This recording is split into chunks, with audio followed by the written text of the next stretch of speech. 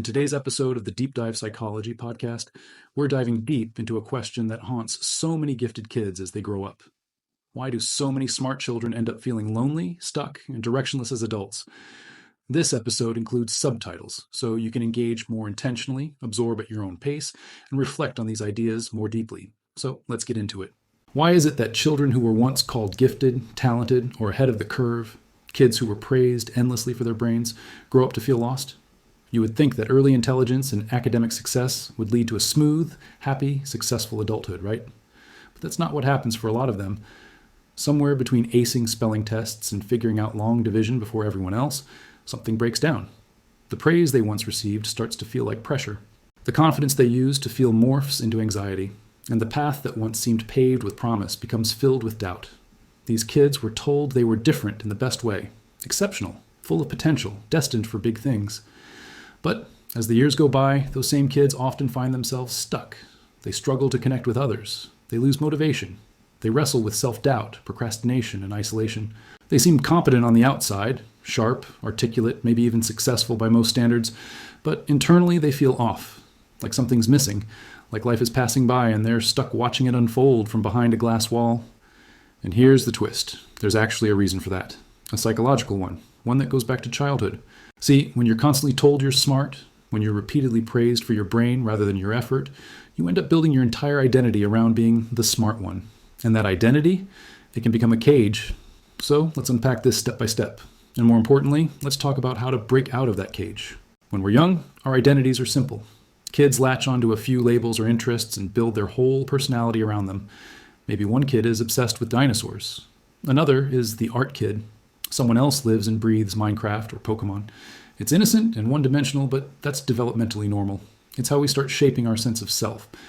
But some kids, especially those who are academically ahead or quick to pick things up, get labeled early on as smart, and that label sticks hard. It gets reinforced by teachers, praised by parents, admired by classmates. It becomes a defining trait, a shortcut to self-worth. Being the smart kid often comes with perks. You get good grades without trying. You solve problems quickly, you impress adults with your vocabulary or your reasoning, and in childhood, this can feel like a superpower. You're ahead of the curve. You don't need to study as hard. You coast on natural ability. And because people keep rewarding you for being smart, not necessarily for working hard, you internalize a dangerous equation. Smart, success without effort. And that's where the problem starts. Because if your identity is built on the idea that things should come easy, then anything that feels hard becomes a threat. A math problem you can't solve right away, a science concept that doesn't click instantly, a writing assignment that takes real effort.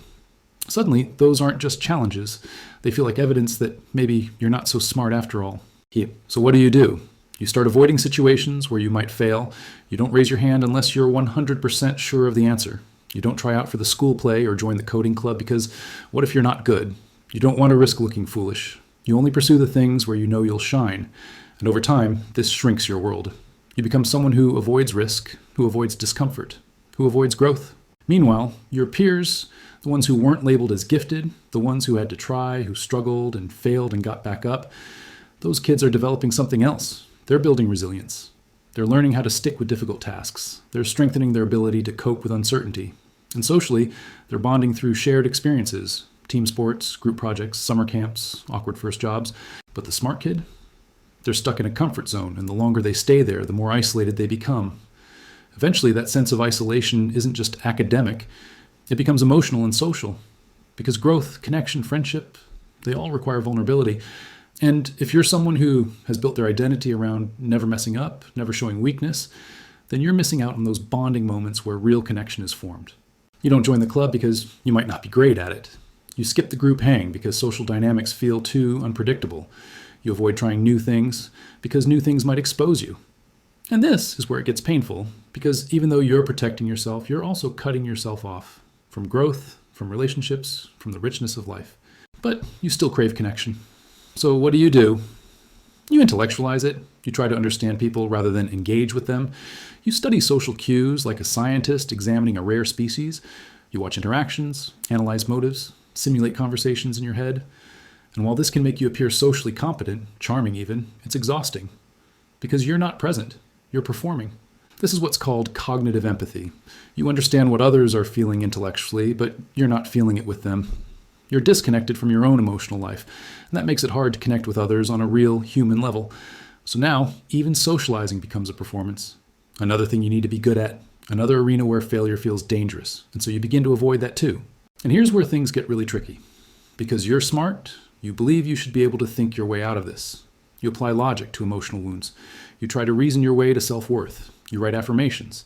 You make arguments to yourself in your journal about why you're fine, why you matter, why you shouldn't feel this way, but none of it sticks.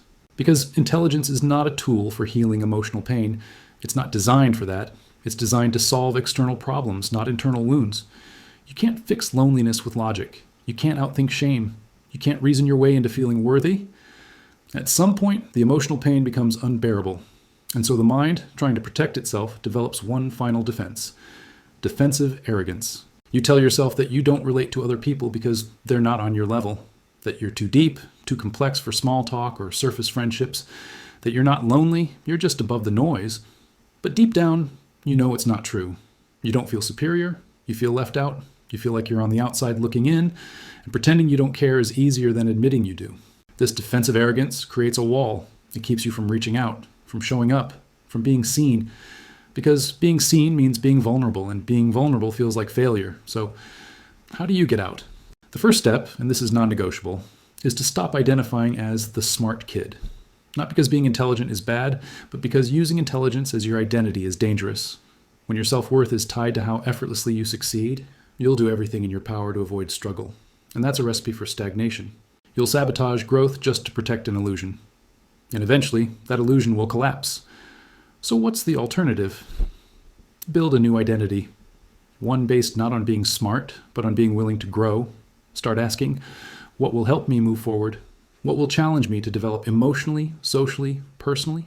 Allow yourself to try new things and to be bad at them. Allow yourself to struggle, to fail, to feel awkward. Show up not to impress, but to connect. Not to win, but to learn. And yes, it's uncomfortable. It feels like a step back, but it's not. It's the first step toward becoming whole. The old identity told you that your value came from being special. The new identity reminds you that your value comes from being human. And being human means you get to be messy. You get to be uncertain. You get to feel lost and confused and overwhelmed. You get to not know what you're doing sometimes. And you get to keep going anyway. Not because you're the smartest, but because you're present, because you're participating, because you're real. So if you're listening to this and thinking, wow, that's me, then let this be your invitation to step down from the pedestal, to stop trying to be impressive and start trying to be authentic, because you don't need to be the smartest person in the room to belong in it. You just need to be someone who's willing to show up, honestly, imperfectly. And if you do that, if you let go of the story that says you have to be above it all, you'll start to feel something you may not have felt in a long time. Connection, not because you earned it, not because you proved yourself worthy, but because you allowed yourself to be seen, to be human, and that's where real belonging starts. So if any part of this resonated, if you saw yourself in this story, if you recognized a pattern you hadn't been able to name before, leave a comment. Share what stood out. Because you're not alone in this, and sometimes naming the pattern is the first real step to breaking it. Thanks for listening to the Deep Dive Psychology Podcast. Take care of your mind, and I'll see you in the next episode.